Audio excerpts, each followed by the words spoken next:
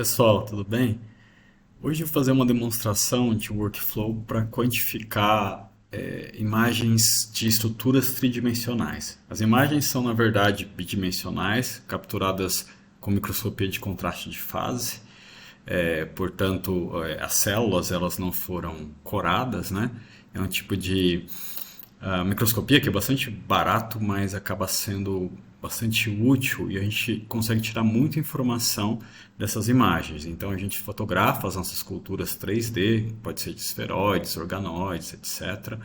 E aí a gente vai fazer um workflow de um processamento dessas imagens e a gente vai quantificar algumas características dessas imagens, né? A gente não vai fazer nada muito complicado, e a gente vai tentar quantificar a área e também o tanto que essas estruturas são circulares.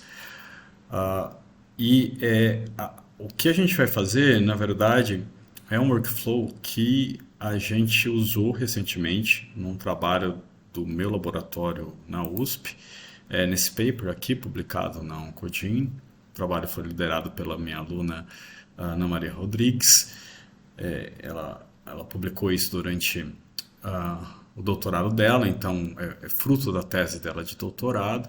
E aqui a gente utilizou uma série de estratégias aqui de biologia molecular, etc., microscopia de fluorescência, mas uma das coisas que a gente utilizou foi essa cultura em 3D, onde células numa condição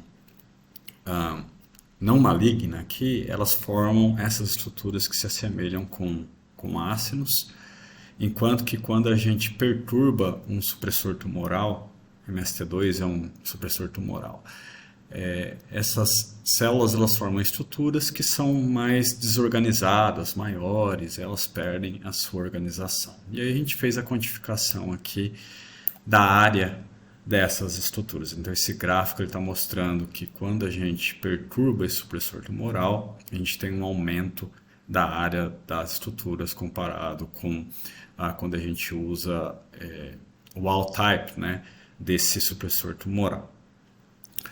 Pois bem, e o que eu vou fazer vai ser então uma demonstração desse workflow. Como sempre, eu vou compartilhar todo o material com vocês, o notebook que eu estou utilizando aqui, além das imagens e informações sobre as bibliotecas que eu utilizei. Além disso, ali embaixo na descrição do vídeo, eu vou compartilhar os links de acesso a esse material e também outros links importantes para você, se você quiser estudar mais, se aprofundar mais no que eu vou demonstrar para você. Então, eu não vou escrever linha por linha aqui desse código, eu já tenho ele pronto. O que a gente vai fazer vai ser rodar célula por célula e eu vou tentar explicar o que basicamente a gente vai fazer em cada uma dessas células aqui do meu notebook.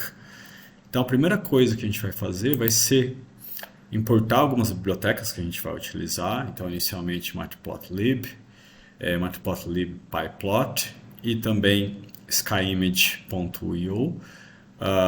E a gente vai importar a função imRead, né, para ler essas imagens. Então aqui a gente vai ler as imagens e a gente tem essas duas condições que eu chamei de controle, essas estruturas aí não tumorais, né, em 3D, e o disrupted, que seria essas tumor-like structures em 3D. E aí aqui eu estou passando o caminho dos arquivos. E importante, essas imagens que a gente adquiriu com o nosso microscópio, elas vieram... É um microscópio que está acoplado a uma câmera colorida, portanto tem 3 canais. E a gente só pega um dos canais para a gente fazer a quantificação. Por isso que a gente está fazendo um slicing aqui, né? Lembrando que aqui eu tenho as dimensões em y e x e aqui eu tenho... onde é estocado então cada um dos canais. Bom, e aí agora para eu apresentar isso como uma figura, e a gente vai rodar esse código. Então agora eu vejo bonitinho as minhas imagens. Eu vou de novo fornecer para vocês essas imagens, né? E aqui a gente vê situação controle, que eu chamei de disrupt, as estruturas são bem maiores. Então a ideia agora vai ser quantificar a área e alguns aspectos da geometria dessas estruturas.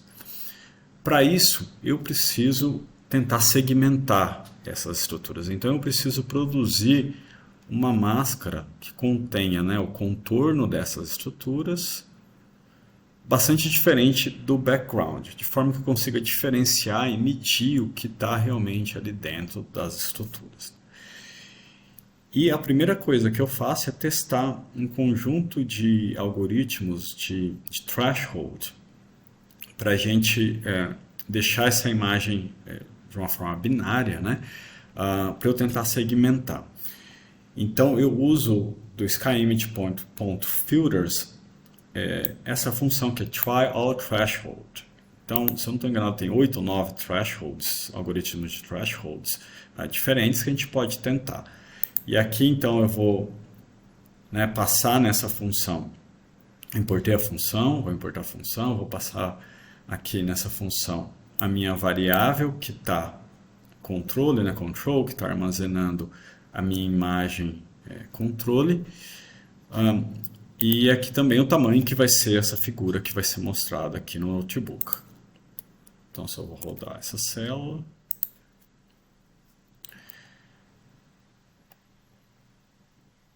São 8, né, algoritmos. Então, aqui eu tenho minha imagem original e o resultado de cada um desses thresholds, para eu tornar essa imagem binária. E a gente vai observar que aqui o trabalho não foi muito bem feito, porque a minha expectativa seria eu ter, né, essas estruturas ali de uma cor e o background com uma outra cor, né? Eu ter totalmente essas imagens aqui binarizadas. Então não funcionou muito bem. Portanto, o que a gente tem que fazer é um processamento dessa imagem, preparar a imagem para passar depois ela num desses algoritmos. E essa é uma tarefa que é muito, muito comum, muito padrãozão assim, nos workflows de análise de bioimagem. Então, eu tenho que passar essa imagem por alguns filtros. Então, muito comumente, eu vou ter que remover agora o background da imagem e talvez passar ela por algum filtro tipo gaussiana, mediana, média, etc. Então, agora, o que a gente pode fazer é tentar remover o background. Para remover o background, eu vou usar um algoritmo que é bastante popular, que é chamado Rolling Ball. Você pode usar o Rolling Ball também no Imagery, e acredito que praticamente qualquer programa de imagem vai ter esse algoritmo. E aí eu importo o Rolling Ball de SkyImage.restoration. E agora eu tenho uma variável que eu vou chamar de background, e aí eu vou chamar a função, e eu vou passar agora a imagem que eu quero fazer o tratamento, remover o background, e eu tenho que escolher um raio desse Rolling Ball. Esse raio do Rolling Ball, ele é aproximadamente o tamanho da maior estrutura que você vê na sua imagem. Então, olhando aqui nessa minha imagem, né, as estruturas maiores ali, eu estimei por volta de 40 pixels, talvez seja um pouquinho maior, mas aí você acaba testando alguns valores por volta daquele valor ali, que é o raio da sua estrutura, da estrutura maior. Você testa alguns, eu testei alguns e 40 para mim funcionou bem. Então aqui a gente roda, vai fazer a extração do background e agora eu estou mostrando o background, ainda não está pronto. Que é essa imagem aqui um pouquinho esquisitinha, né? Que é o background. Então eu fiz o cálculo desse background. Agora eu tenho que subtrair o background do controle. Então o que eu faço? Eu crio uma outra variável que eu chamei agora de control underline bg igual a controle menos background. E nesse código, somente para a gente mostrar, agora vamos mostrar. Vamos rodar. Tá errado aqui. Esse control. Eu estou fazendo para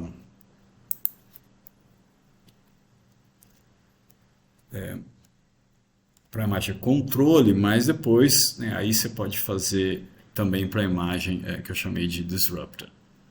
E agora eu tenho a minha imagem onde o background foi subtraído. Então, basicamente, o background aqui está bastante escuro e as minhas estruturas elas acabam sobressaindo mais na imagem. E agora eu tento de novo o conjunto de thresholds. Try all thresholds. Aí vamos ver o resultado.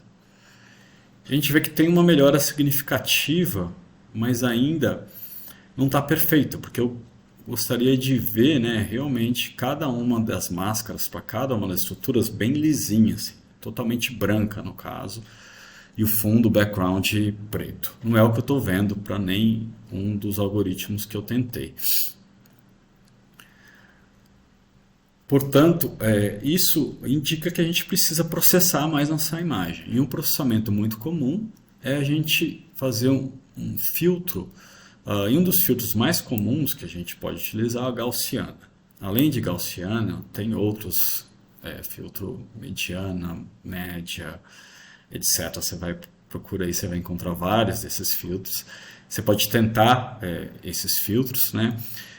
No geral, assim, o script para rodar esse filtro ele é bastante simples, como esse que eu estou mostrando aqui. Então aqui eu estou criando uma outra variável chamada gaussiana, que vai armazenar agora a imagem que foi tratada, e aí eu chamo a função, eu passo a imagem que eu quero tratar, e tem esse valor aqui que é o sigma, que ele está relacionado com o tamanho do kernel que vai ser utilizado para processar essa imagem. Eu sugiro que vocês deem uma estudada nisso, né? Eu não vou descrever exatamente como que isso funciona. Eu vou sugerir algum material na descrição do vídeo.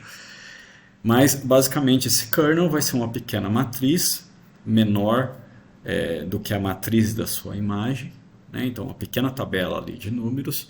E esses números, se você fosse plotá-los, esses números, eles teriam, fariam uma curva tipo gaussiana, né? E aí esse pequeno kernel, essa pequena matriz, ela vai acabar, né, a forma que o algoritmo faz, ele usa ela e faz uma operação matemática em pequenas partes da imagem, né, cobrindo, escaneando a imagem inteira, de uma forma muito simplificada como que funciona. Bom, vamos ver agora. E aí a gente tem nossa imagem. Note que agora essa imagem ela vai estar com uma cara mais embaçada, assim, né? Ela vai perder bastante da sua textura, né? Quando a gente compara com a imagem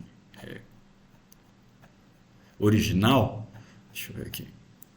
A imagem original, acabei subindo muito, mas a imagem original, que a gente vê que tem aí bastante textura, assim, você consegue ver, tem mais informação na imagem, está mais definida, né? Então, basicamente, a gente faz uma convolução da imagem.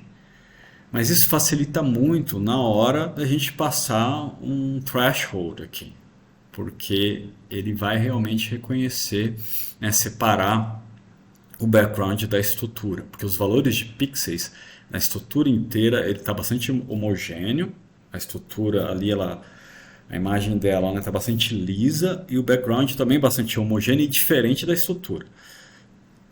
Então vamos tentar rodar threshold.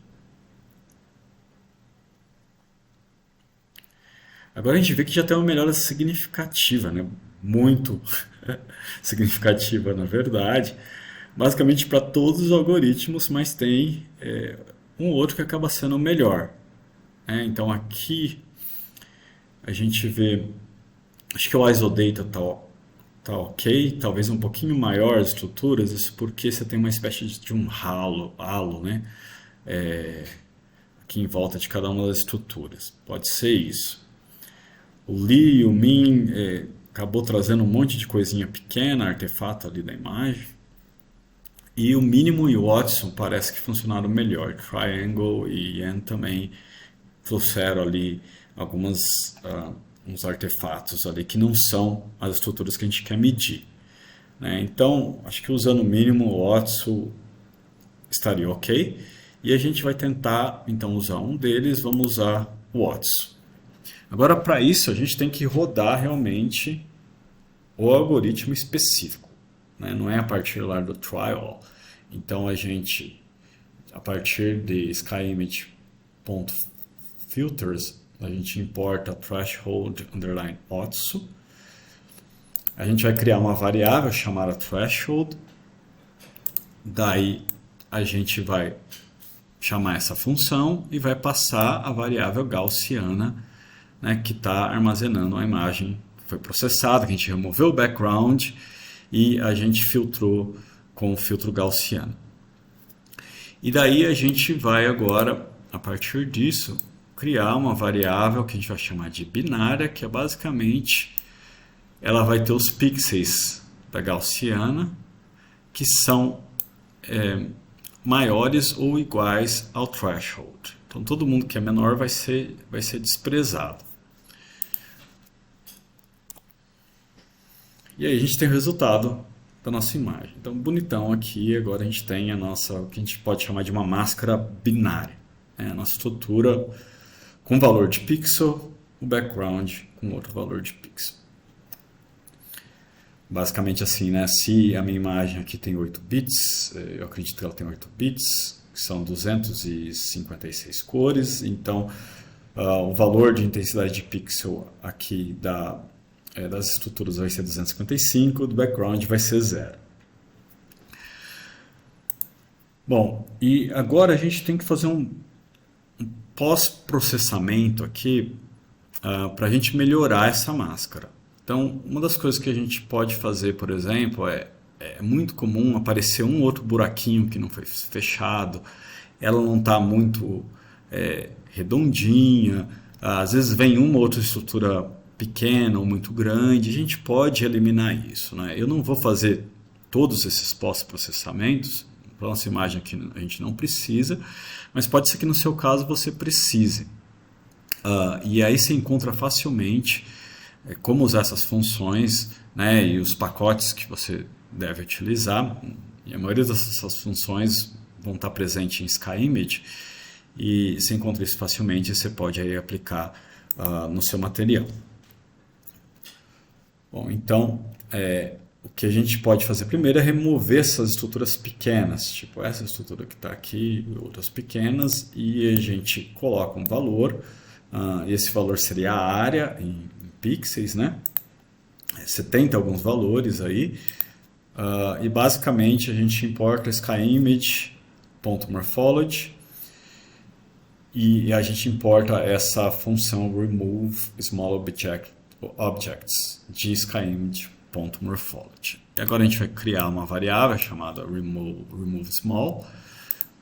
A função a gente chama ela e passa então a variável contendo a máscara, que é binary, que eu chamei de binary. E a gente vai mostrar agora.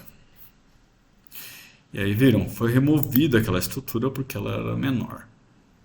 Então aqui é um código, caso eu tivesse alguns buraquinhos na minha máscara. Então, para isso a gente usa essa biblioteca, scipy.ndimage, e a gente importa de lá a função binary fill holes. De novo, a gente cria uma variável, removed holes, eu chamei aqui. Obviamente, você pode colocar o nome que você quiser. E aí eu chamo a função, agora eu passo a imagem, né, que eu chamei de remove small, que foi essa que eu removi as estruturas menores. A gente roda essa célula. A gente não vai ver nada diferente porque não tinha buraquinho nenhum aqui nas máscaras das estruturas, né? Mas se tivesse, eles desapareceriam. Bom, e agora o que é muito comum é que você vai ver algumas estruturas que elas vão estar lá na borda, né? Isso não é bom porque se ela estiver ali, a imagem a gente vai pegando metade dela, né, esse valor não vai ser real, né, porque a gente não está pegando a imagem inteira. Então a gente exclui as estruturas que estão nas bordas. Como o nosso interesse é medir área e também alguns aspectos da geometria, das estruturas, né? Então não é interessante eu pegar essas estruturas em que elas estão ali pela metade. Então aí eu uso agora esse módulo segmentation de SkyImage, importo ele, agora eu vou criar uma variável chamada clearBorder, e agora eu chamo a função segmentation.clearBorder, e aí eu passo agora a variável remove row holes, que foi a última que eu gerei aqui, né?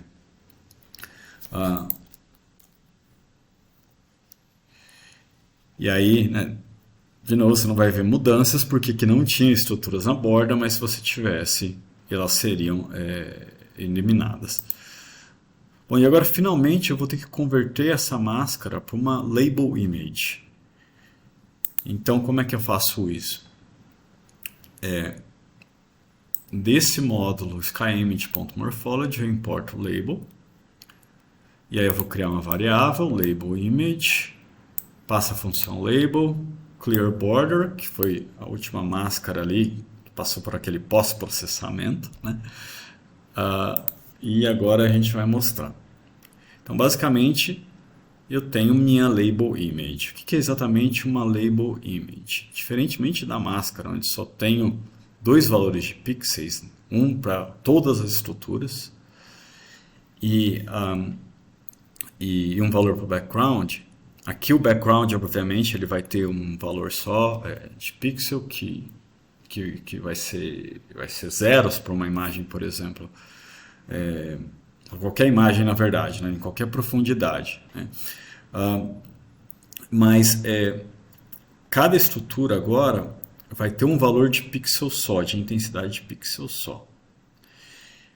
Então, por exemplo, eu não sei exatamente quais são os valores aqui, eu estou chutando, mas talvez essa que seja a mais branca, o valor dela, se essa label image for 256 tons, intensidades, vai ser 255, né? E essas outras aqui vão ser valores menores porque elas estão um pouquinho mais cinza. Muitos das funções que a gente pode utilizar para fazer medidas, elas precisam usam como variáveis, né, essas label images. Então uma máscara não vai funcionar. E uma coisa relevante é que a vantagem de usar a label image é que se eu tiver duas estruturas que estão tocando numa máscara, como o valor de pixel é o mesmo, eu não vou conseguir diferenciar, né? Agora, numa label image, eu vou conseguir diferenciar. Bom, e o próximo passo é a quantificação. E para isso a gente usa, de novo, o módulo de SkyImage, que é o Measure, e a gente vai importar a função que é Region Prop Tables. E essa Region Prop Tables, eu sugiro que vocês deem uma olhada, você consegue medir um monte de coisa, tem várias características da imagem que você consegue tirar, intensidade média, valor máximo de pixel, etc. Mas aqui, né, que está em propriedades, que a gente tem que passar aqui nessa função, a gente só vai querer um número da label, então cada uma dessas estruturas vai ganhar uma label, né, vai começar do valor 0 até o número máximo das labels que estão na imagem que eu estou medindo, no caso são 5, né, então o valor máximo, o número da quinta vai ser 4, né?